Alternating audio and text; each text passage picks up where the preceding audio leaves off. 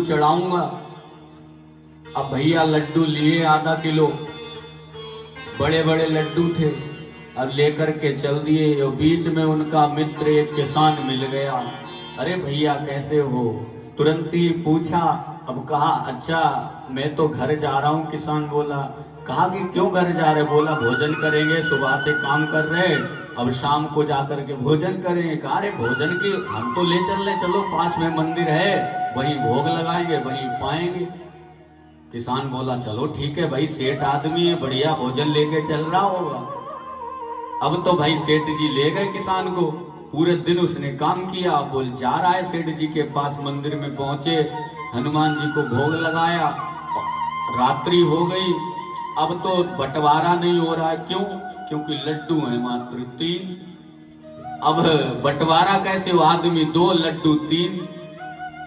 अब कैसे बंटवारा हो? तो सेठ ने कहा भैया ऐसा करते हैं, रात्रि में यहीं सो जाते हैं, और जिसको अच्छा सपना आएगा वो 2 लड्डू खाएगा, और जिसको बुरा सपना आएगा, कम सपना उससे ज्यादा आएगा, जिसको बुरा सपना आएगा वो 1 खाएगा, और जिसको अच्छा सपना आएगा वो 2 खाएगा। अब क्या हुआ? सेठ जी तो खाना खा के आए, अब वो तो सो गए।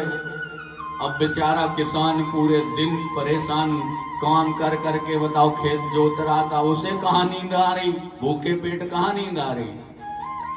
अब तो सेठ जी बढ़िया से खर्राटे मार के सो रहे, लेकिन किसान बेचारा जग रहा है, अच्छे सेठ जी के चक्कर में पड़ गए।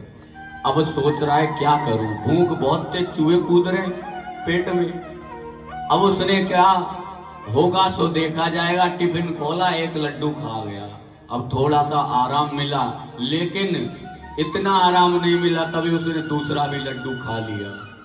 अब फिर भी उसको बेचैनी रही, पूर्ति नहीं हुई, उसने तीसरा भी लड्डू खा लिया। अब जब सुबह हुई, टिफिन लगा देखा तो सेठ जी ने पूछा भाई तुम्हें कैसा सपना आया? तो कहा तुम ही बताओ पहले।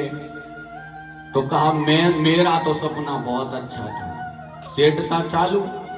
सेठ ने कहा मैं तो स्वर्ग में पहुंच गया, इंद्र से हाथ मिलाया, और वहां अप्सराएं नाच रही हैं, अमृत मुझे पिलाया जा रहा है, और अप्सराएं डांस कर रही हैं, मैं उनको देख रहा हूं। इससे बड़ा सपना क्या हो सकता है? सेठ जी ने तो सोचा कि इससे बड़ा सपना होगा ही नहीं। अब किसान क्या करे?